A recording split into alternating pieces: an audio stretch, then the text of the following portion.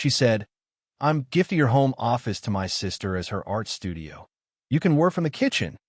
I ran my entire business from that office. I said, "Let's discuss this." Then I changed every lock in the house, filed for unauthorized entry, and gave her sister 24 hours to vacate.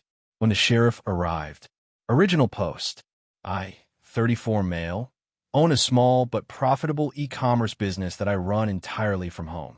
I sell custom automotive parts, source them, list them, manage inventory, handle customer service, shipping, logistics, all of it. It's not Amazon. It's a one-man operation that I built from a folding table in my parents' garage when I was 26, and that now nets me about $115,000 a year after expenses. Everything runs through my home office. 2 monitors, a dedicated business phone line, a commercial printer for shipping labels, shelving units for high-value inventory I store in-house, and a filing cabinet with 8 years of tax records, vendor contracts, and business documents.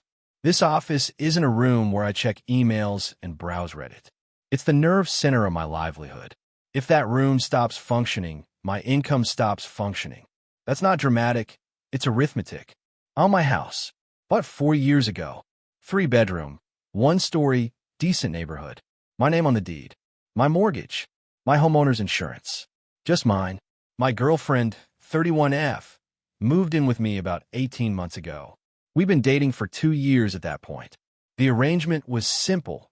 She didn't pay rent or mortgage. She contributed to groceries and utilities, roughly $400 a month. I covered everything else. The agreement was never formalized in writing, which in retrospect was a mistake, but at the time it felt like normal couple stuff. She had a key. She got mail delivered here. She was, for all practical purposes, a resident. Her younger sister is an artist. I'm using that term loosely. She makes mixed media pieces, paintings with things glued to them, texture canvases, some sculpture work. She's talented. I've said that sincerely. But she doesn't sell much. She works part-time at a craft supply store and lives with a roommate in a small apartment. Her art income last year, based on conversations I've overheard, was around $3,000. She's been wanting a dedicated studio space for about 2 years because her apartment is too small to work in comfortably. This is all background. Here's what happened. 2 Saturdays ago, I came home from running errands, oil change, Costco run, dropped off a package at the shipping center. Normal Saturday. I walked in the front door and immediately noticed something was different. My office door was open, which I keep closed. I walked over and looked inside. Half my stuff was gone. Not stolen. Moved. My monitors were unplugged and stacked on the hallway floor. My printer was on the ground in the living room. 3 of my shelving units had been emptied, and the inventory was in cardboard boxes in the garage. My filing cabinet had been shoved into the corner, and someone had thrown a drop cloth over it. And in the middle of my office, there was an easel, a folding table covered in paint supplies, a stack of canvases leaning against the wall, and a small speaker playing lo-fi music. My girlfriend's sister was standing at the easel with a paintbrush in her hand. She looked at me and smiled and said, "Hey, what do you think of the light in here?" "It's perfect." My girlfriend came out of the kitchen. She had this energy, like she was revealing a surprise renovation on a home improvement show. She said, and this is verbatim because it's burned into my brain, so I've been thinking about this for a while, and I decided to gift this room to my sister as her art studio. She really needs the space, and you can totally work from the kitchen table. I'll get you a nice desk pad and a monitor stand. It'll work great. I stood in the hallway looking at my displaced equipment, my boxed-up inventory, my business infrastructure scattered across my house like the aftermath of a move I didn't agree to. My girlfriend was smiling. Her sister was painting. And somewhere in the living room, my $800 commercial printer was sitting on the hardwood floor next to a pair of shoes.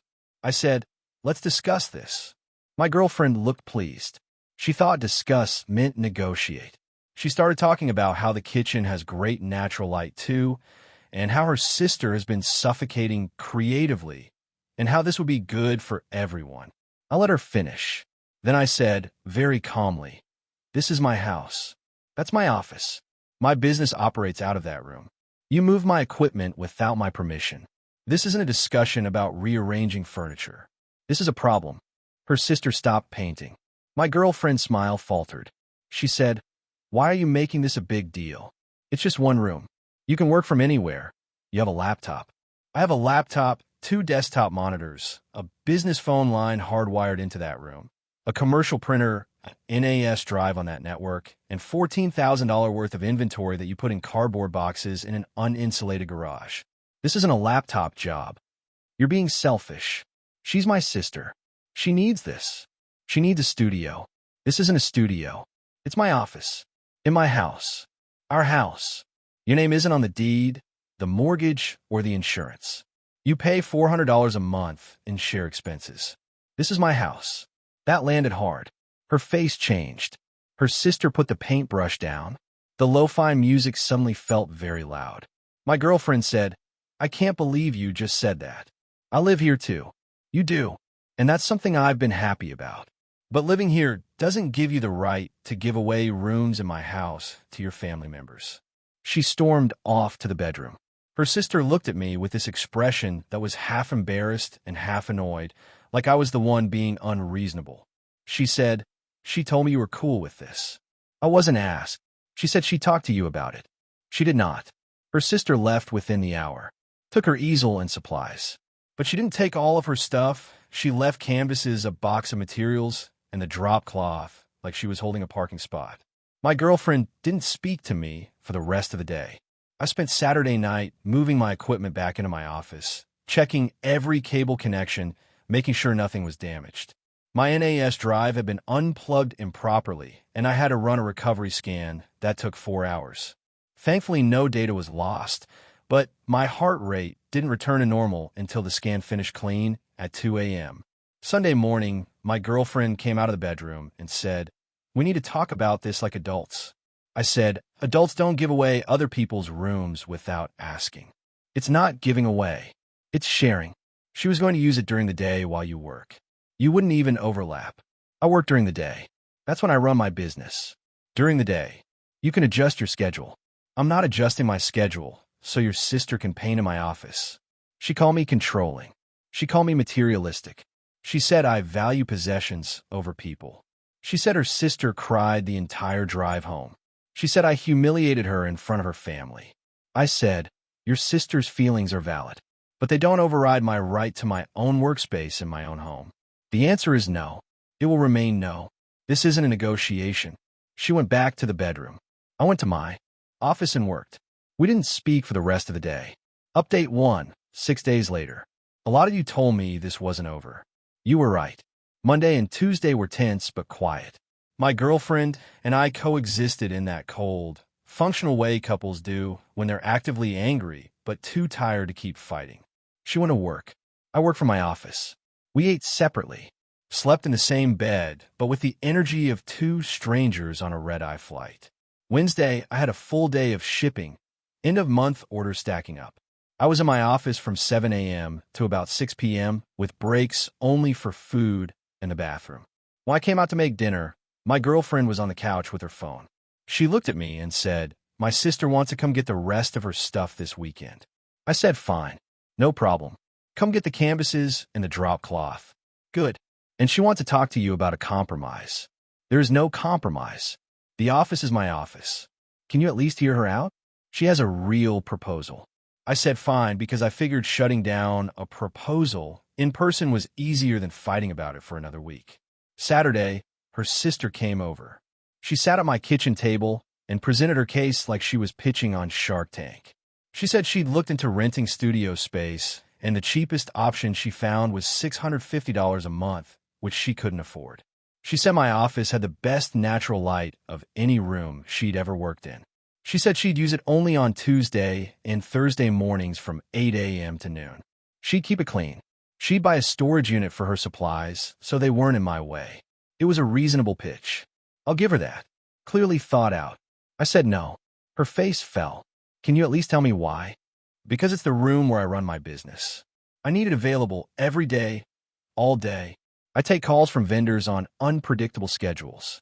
I ship same-day orders. I can't tell a customer sorry. My office is an art studio on Tuesdays. It doesn't work operationally, but you could work from the kitchen on those 2 mornings. I'm not going to work from my kitchen in my own house to make space for someone else's hobby. She looked at my girlfriend. My girlfriend looked at me like I'd just told a child there's no Santa Claus. Then her sister said something that shifted everything. You know, my sister pays to live here.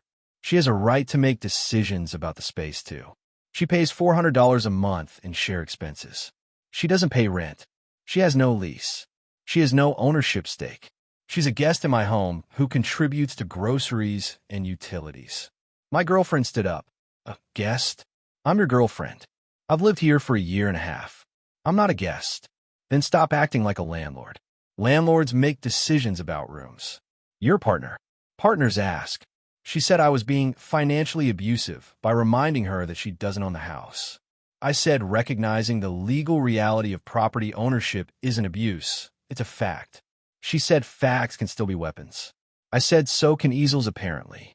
Her sister gathered her remaining stuff and left. My girlfriend went to the bedroom and called her mom. I know because I heard her through the door saying, "He basically told me I'm nothing in this house." That's not what I said. But I've learned that what people hear and what you say are two completely different things when emotions are running the show. Monday morning, here's where it escalated. I left for a meeting with my accountant. Quarterly tax stuff, gone for about 3 hours. When I came home, her sister's car was in the driveway. The front door was unlocked, and her sister was in my office. Again, easel set up, paint out, music playing, a coffee mug on my desk, leaving a ring on the wood. I stood in the doorway. "What are you doing here?" She said, casually, without turning around. "Your girlfriend gave me a key. She said I could use the room when you're not home." My girlfriend gave her a copy of my house key, without asking me, without telling me. She had a key cut for her sister and distributed access to my home, a home she does not own, while I was at a meeting. I didn't yell. I took out my phone and texted my girlfriend, "Your sister is in my house using my office. Did you give her a key?" She responded in 2 minutes. "Yes. She's only going to be there when you're out. You won't even notice." I put my phone down. I looked at her sister. I said, "I need you to leave. Right now." She said it was okay. She doesn't have the authority to give you access to my home. I'm the homeowner. She's not on the deed, the mortgage, or the lease. She cannot give you a key. I need you to leave, and I need the key. Her sister gave me a look like I was the most dramatic person she'd ever met. But she packed up, gave me the key, and left. That afternoon, I went to the hardware store and bought new locks. Deadbolts. Front door and back door. I installed them myself. It took about 2 hours. I kept one set of keys. I did not give my girlfriend a copy. Before you come at me, I know this is legally complicated. In my state, a live-in partner who receives mail at the address and has resided there for over a year has certain tenant protections. I cannot just lock her out. I'm aware of this. What I can do is change the locks and provide her access through my presence. She can get in when I'm home. She cannot distribute keys to third parties who enter my home and use my private workspace without authorization. I called a lawyer that afternoon. Not a family lawyer, a property attorney. I explained the situation. He told me I was within my rights to change locks on a home I solely own, but that I needed to ensure my girlfriend maintained access as a resident. He said the sister, however, had zero legal claim to access and that her unauthorized entry after I'd explicitly told her she wasn't welcome could support a trespass complaint. He recommended I document everything and send her sister a formal written notice stating she is not permitted on the property without my explicit consent. I did exactly that. Typed up a letter, printed it on my beautiful commercial printer in my beautiful office, and mailed it certified. Update 2, 12 days later. Final update. This thing went further than I expected, but it's over now, and I want to lay out what happened. After I changed the locks, my girlfriend came home from work to find her key didn't work. She called me. I was inside. I opened the door and let her in. "Why doesn't my key work?" "I changed the locks. Because you gave your sister unauthorized access to my home." "She's not some criminal. She's my sister. She entered my home without my permission, after I explicitly said no, using a key you had no right to distribute. That's trespassing." "Trespassing? Are you hearing yourself?" She was painting. She was painting in my office, in my home, without my consent. The activity doesn't change the legality. She said I was insane. She said I was escalating things to a crazy degree. She said no normal person changes their locks over a painting session. I said no normal person gives out keys to someone else's house without asking. We didn't speak for 2 days. She stayed in the bedroom. I stayed in my office. The house felt like a Cold War bunker. Then came Wednesday, the day I realized this wasn't about an office or a studio. It was about something much bigger. I came home from dropping off shipments, and my girlfriend's mom was sitting in my living room. My girlfriend had let her in, which fine, she's a resident and can have guests. But the setup was clearly an ambush. Her mom was on the couch. Her sister was at the kitchen table. My girlfriend was standing by the window like a lawyer about to deliver closing arguments. Her mom opened. "Sit down, sweetheart. We need to talk about this as a family." I didn't sit down. This isn't a family matter. This is a property matter, and you're my home. Her mom's expression tightened. She said, "When my daughter lives somewhere, it becomes family property. That's how families work. That's not how property law works. Don't lecture me about law. My husband owned rental properties for 20 years. Then he'd know that a non-owner can't grant access to third parties." She didn't have a response to that, so she pivoted. "My youngest daughter is struggling. She needs a creative space. You have a room that sits empty. It doesn't sit empty. I work in it. Every day. It generates the income that pays the mortgage on the house you're currently sitting in. Don't be smart with me. I'm not being smart. I'm being clear. The room is not available. It will never be available. This conversation is over." Her sister, who'd been quiet, spoke up.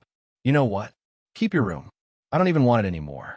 But you should know that the way you've treated my sister, locking her out, making her feel like a guest, throwing the mortgage in her face, that's not how you treat someone you love." I looked at her. "Your sister moved my equipment out of my office without asking. You entered my home without my permission, using a key she had no right to give you. I changed the locks to protect my property and my business. At no point did I yell, threaten, or disrespect anyone. If setting boundaries is mistreatment, then I'm guilty." Her mom stood up. "This relationship is over. I'm telling you that right now. No daughter of mine is going to stay with a man who treats her like a tenant." I said, "She's welcome to leave whenever she wants. I'll give her 30 days to find a new place, which is more than the law requires in this state." The room went dead silent. My girlfriend looked at me like I'd flipped a switch she didn't know existed. Her mom grabbed her purse. Her sister was already heading for the door. Her mom turned back and said, "You'll regret this." I said, "Maybe, but I'll regret it in my own house, in my own office, with my business intact." They left. My girlfriend stayed. She went to the bedroom and didn't come out for the rest of the night. Thursday morning she packed. Not everything, just clothes, toiletries, important stuff. She loaded up her car without saying a word. I was in the kitchen making coffee. She came to the doorway and said, "I'm going to my mom's." I said, "Okay, if you want to come back for the rest of your things, let me know and I'll be here." "That's all you have to say? What do you want me to say? That you're sorry, that you went too far, that we can fix this?" "I'm sorry that this is how things ended. I'm not sorry for protecting my home and my business. I asked you not to give away my office. You did it anyway. I asked you not to give out keys. You did it anyway. Every boundary I set, you crossed. I didn't go too far. You kept going." She left. I changed the locks one more time that afternoon. New code on the keypad this time. Belt and suspenders. Now, here's the legal piece, because people are going to ask. My property attorney drafted a formal notice to vacate, which I sent to my girlfriend at her mom's address. 30 days. Standard procedure. In my state, even without a written lease, a resident of 18 months is entitled to proper notice. I did it by the book. Her sister received the certified letter I'd sent earlier. No response. No further attempts to enter. According to my lawyer, if she'd showed up again after written notice, I could have filed a trespass complaint with the sheriff's department. She didn't, so it didn't come to that. The letter was enough. My girlfriend's belongings, the rest of them, got picked up the following weekend. She came with her mom and her sister. I was home because my lawyer said to be present. They packed everything in about 90 minutes. Her mom didn't speak to me. Her sister didn't speak to me. My girlfriend said exactly one thing. I left the shelf liner I bought for the bathroom. You can throw it away. That's what 18 months of living together reduced to. Shelf liner. I said, I hope things work out for you. I mean that. She didn't respond. They loaded the car and drove away. After they left, I walked through the house. It was emptier. Her shampoo was gone from the shower. Her books were off the shelf. The decorative pillow she insisted on for the couch was gone. The house looked like mine again in a way it hadn't for a year and a half. I wasn't relieved. I wasn't celebrating. I was just standing in a quiet house that I owned outright, with a functional office and an intact business and an NAS drive full of backed up data and a mortgage payment due in 9 days. It's been about 2 weeks since she moved out. The 30-day notice period technically hasn't expired yet, but she's gone and I don't expect her back. I found out through a mutual friend that her sister is now renting a shared studio space at an art collective downtown. $475 a month split between 3 artists.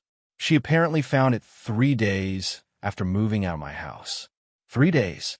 The space existed the whole time. She just didn't want to pay for it when she thought she could use mine for free. That detail is the one that sticks with me the most. There was always an alternative. She just didn't want it because mine was free. My ex has been telling people I kicked her out. Technically, I gave her a legal 30-day notice after she voluntarily left. But I understand that he gave me a 30-day notice doesn't generate the same sympathy as he kicked me out. I'm not correcting the narrative. The people who matter know what happened. The people who don't matter. My business didn't miss a beat through any of this. I shipped every order on time. I answered every customer call. My Q4 numbers are tracking ahead of last year. My office, has 2 monitors, a commercial printer, an NAS drive, and a filing cabinet with 8 years of records. Everything where it belongs. Nothing on the hallway floor. I'm not going to tell you I'm thriving. I'm eating a lot of frozen burritos, and the house is too quiet at night, and I miss having someone to watch Sunday Night Football with. Breakups are breakups. They all cost something. But I know what would have cost more. Sitting at a kitchen table with a laptop, running a 6-figure business out of the same spot where I eat cereal, while someone else paints in the room I built my life in. That was never going to happen. Not for love, not for peace, not for anything. My mom called me last night.